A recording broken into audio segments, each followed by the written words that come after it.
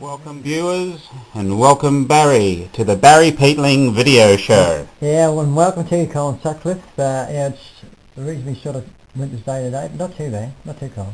You got your fennec. Oh, I've got something different, a bit of a novelty today for my viewers all around the world. I'm going to talk about my viewers all around the world later. But you got fennec on the t-shirt. This was the mighty. I was his #1 fan, Jeff Fennick, when he was fighting back in the mid 80s, 87 to 92.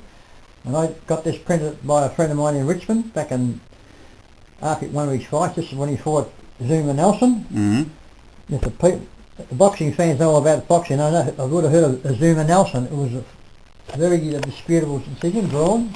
Yep. And it's on the back too. On the back. Oh, okay. Yeah, pretty good. Looks very Muhammad Ali like the black and white. Those pictures those photos actually come out of the paper. Yeah. So I got my friend who was a printer. He printed about 40. I sold a few. Made a bit of money out of it. Oh, really? Yeah, because I went to Jeff Fennick's gym because his gym was in Richmond. Yep. And I got to know Johnny Lewis, and I told him about it. He said, "Oh, Barry, that's very good." So he sold a couple for me. For his friends. What was his catch cry? You had this famous. At the end of every conversation, he'd say, "Love you all." I loves you all. But he was and still is the greatest fighter, pound for pound, for Australia's ever seen. He's not bad. Not bad. He was unbelievable. Won 3 world titles, Colin. Yeah. Oh well, he's There's another one too. Oh, okay, there we go. I used to use this when I was running. Okay. Well, I tell you who that he. Yep. I tell you who I think he's probably a little bit better than is that guy with Anthony Mundine. The mouth. Yeah. So at least he's actually. Wait a minute, no man. Monday could fight. Don't worry about that. Yeah, he can fight, but is he a pinch of Is he a pinch on No, his mouth made it. Stuffed him up. He was, they call him a mouth because he had a very big mouth, and whatever came out was all rubbish. He just kept on talking. But he could fight Anthony Mundine, don't worry about that. But Jeffrey Fennick, and this is over 20 years old, Cole. You wouldn't think so, would you? No, looks pretty fresh. Probably the first time I won for about 15 years. So there you go, that's something different for my viewers all around the world, because everybody around the world, follow boxing, will know Jeffrey Fennick. He's very good friends of Mike Tyson. Saw him on the TV just recently, and he's in a new foundation against bullying. Is he? Yeah, because he said he was a bully when he was younger, but he was a bit of a rat bag when he was. Yeah, but he's changed his tune. He's got this foundation. He's against bullying, and he's about changing people's opinions on bullying and that sort of thing. Yeah, well, I reckon that'll be. He served his time as a boxer, and now he's looking after the rest of the world. So, well done, Jeffrey, and I hope the people out there like a bit of a novelty for my dress code today. Well, that's interesting. Well, let's have a look what we're going to talk about today. Before we talk about a little bit of football news, because there was no game this week, it was a bye, or there was an interleague game. No, we're sort of filling in a bit today for something just to fill in a bit of time. It's not filling information, this is all relevant. Well, it's just not the football discussion of Chelsea, that's all it is. We ain't doing today, but this is very important too. Tell us what's going on now, here. This is my school days, Colin. This is 1951, St. Naces. I think we put up the little camera over here, played 28 games, 28 and 125. Played 28, 125. And we played against all the big colleges, Xavier and De La Salle and Bees. And how did you go with goal kicking? I was, you show the view, there's a best of first. Was I best of first? Or? So as a goal kicking, you were best goal kicker. It didn't say how many, but you're second in the best and fairest. I won the goal kicking every year, but I think I won 2 out of 3 the best and first. And the next one here, we're going to 52. Okay, so moved on a little bit. And there is the details you can read out. So Senate Nations Junior Football Team 1952, leading goal kicker Barry Peatling 35. I was vice captain that year. Vice captain, so you did have some captaincy. Never got the I was captain the last year. Best and fairest, you won the best and fairest and the goal kicking. Yeah, I won 2 best and fairest in a row, I think, that from 52 to 53. And then the one who came third, I've heard his name before, Barry Burke. Barry Burke, that's Nathan Burke's father, who played for St Kilda, captain St Kilda. Yep. And moving on to 1953. This is classy seniors, Cole, back in them days. I was 11 and a half. Oh, there you are there. He's the youngest person in the picture. Vice captain. I think, yeah, I was vice captain. Okay, vice captain, I see that No, there. I think I was... You came second in the best and fairest. That's right. Barry Burke came third. He's always third. Yeah, he's a place getter. Place getter.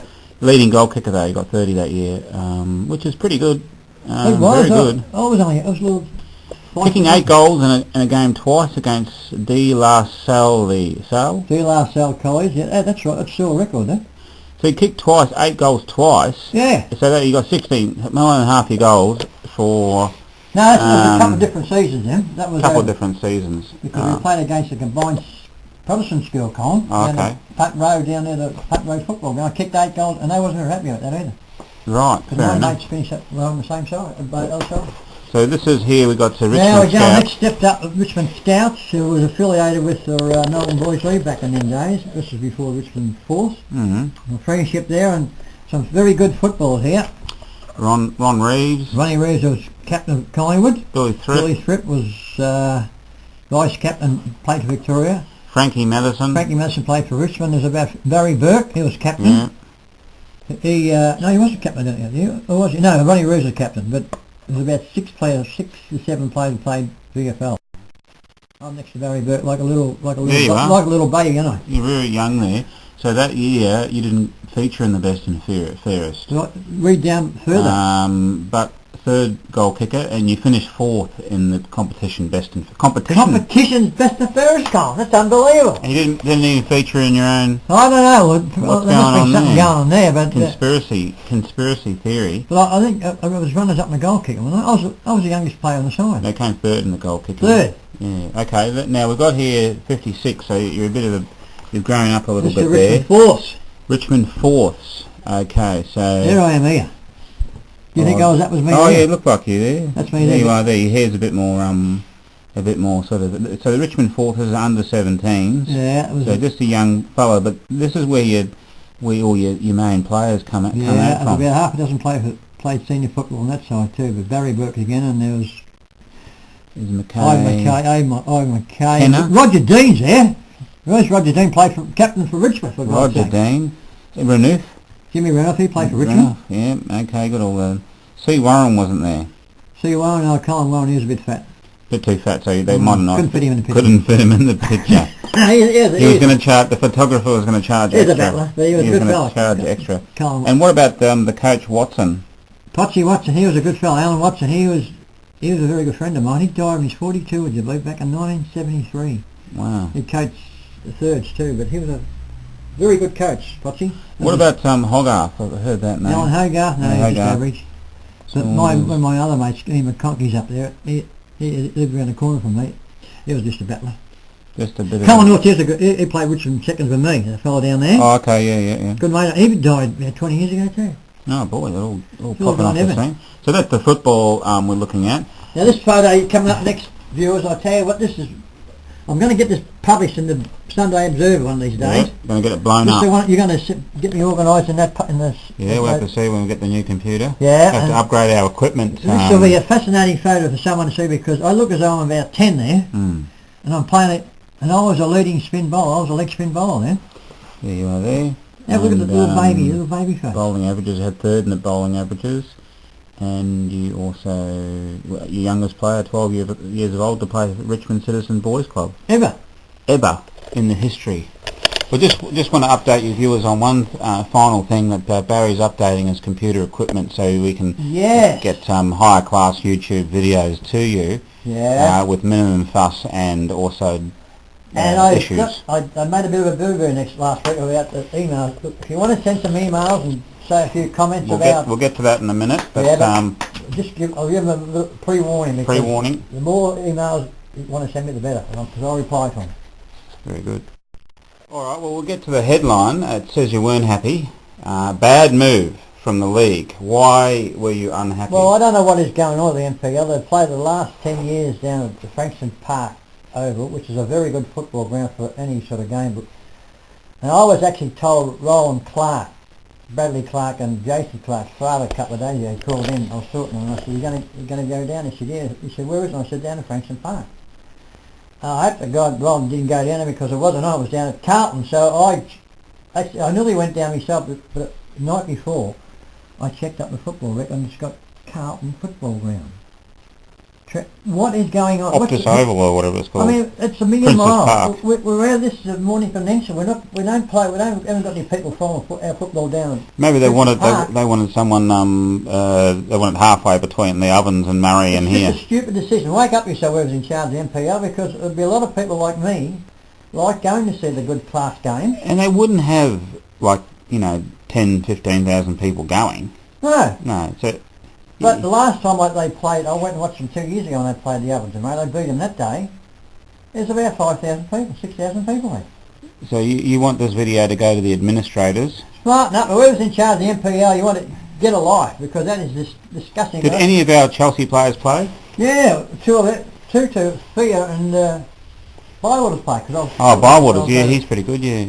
Well, the two played the game last Saturday, the week before, but they both played. Surprised he got picked. I'll give you the scores. It was the MPL 15-10 to beat 2, Ovens and Murray 7-13, won by 7.5 goals. So it shows the difference of between quality. But it's just a ridiculous decision to make, because there's lots of people like me who like watching the very good class players play against each other.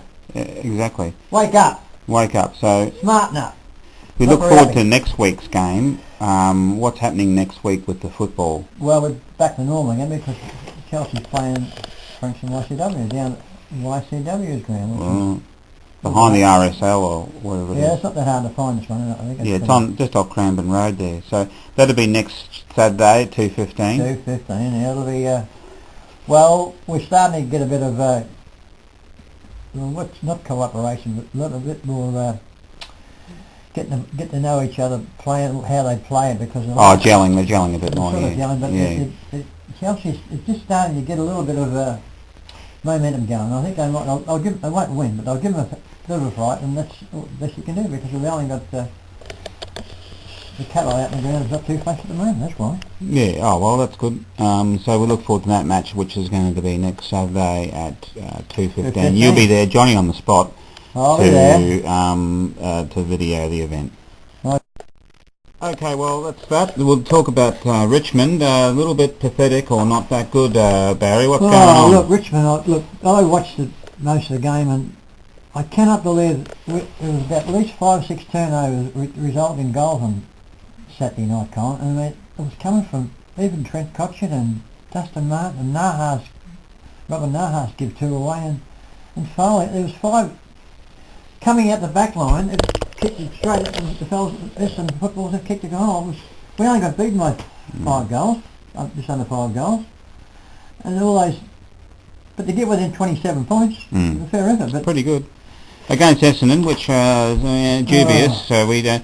My theory is, I was telling you off here, that they will. I reckon that they will take the points off them. Yeah, you're coming. You've got a very big headline here, Colin. I've got a long-winded theory, but I won't explain it now. But what it is that they'll take the points off towards the end of the season, not now. They'll find them guilty because they don't want to lose sponsorship deals and like the Melbourne Storm, the fixtures and whatnot. So like the Melbourne Storm.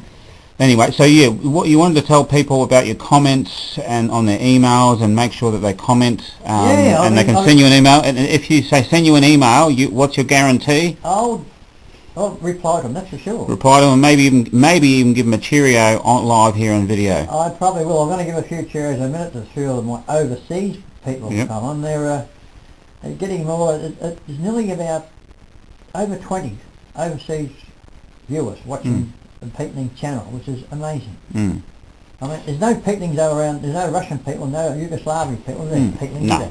Oh, they might be. No, might be. But anyway, you got a few Cheerios. Yes, I've got some Cheerios. First of all is to my darling Annie and her daughter Carla. Annie's gone to the Philippines City today. It's a big trip for those people up there. Go to the city on a little jet.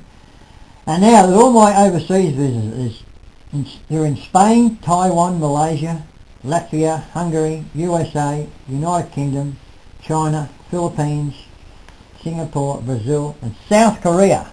Cheerio to all of you people, and as Colin said before, if you want to send an email, I will reply to it. And okay, so what about some specific ones to Annie and the gang and other people? Oh, and of course, PH, Sandy and Carlos in Cairns. Those things are going right, PH and Sandy and little fella Carlos. because he won't be too happy about Richmond. And Dave at the chemist. David the chemist. They've got the one last week too, mate. And well, that way Richmond, they'll fight back. They'll fight back. Any for Annie? Annie? I just said Annie before. She's at the top of the class up there. She's top of the pops. Annie and Carly, little darlings. Yeah, little darlings.